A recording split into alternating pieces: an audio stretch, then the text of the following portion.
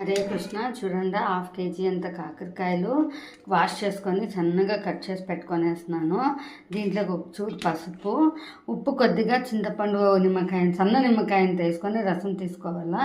ఇప్పుడు కాకరకాయ అంటేనే మనకు ఆయిల్ అనేది ఎక్కువ అనిపిస్తుంది, కానీ తక్కువ ఆయిల్లో నేను కాకరకాయది కర్రీ చేస్తాను. ఇప్పుడు నెక్స్ట్ చూస్తాను. ఈ పసుపు, ఈ పులుసు నీళ్ళు అంతా వేసుకొనేసి కాకరకాయని జస్ట్ ఒక కూత వచ్చేతనక, విజిల్ వచ్చేతనక మనం ఇది ఉడికించుకొనేస్తాం.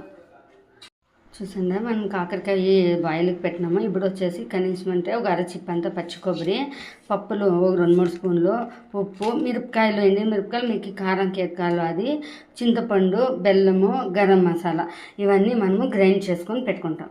మన కాకరకాయ చక్కగా సాఫ్ట్ అయిపోయింది. మనం ఇట్లా చిల్లులది ఏమన్నా తూతులు తెచ్చుకొనేసి వాటర్ స్ట్రైన్ చేసి పెట్టుకుంటాం ఒక 2 minutes.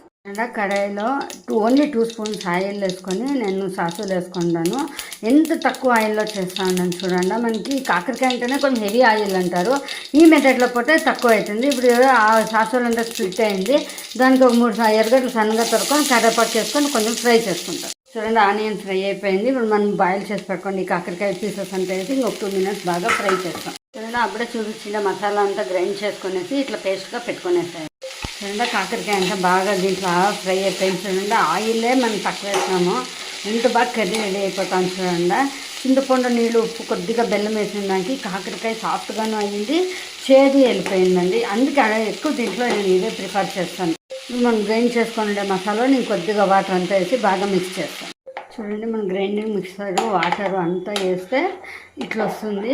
కొంచెం లిక్విడ్గా ఉండేవండి, బాగా బాయిల్ అయ్యి కొంచెం మనకి చల్లబడితే 5 నిమిషాలు ఇంకా గట్టిగా అయిపోతుంది. కాబట్టి ఈ లిక్విడ్లో ఇప్పుడు బాయిల్ చేసుకొని వస్తాం.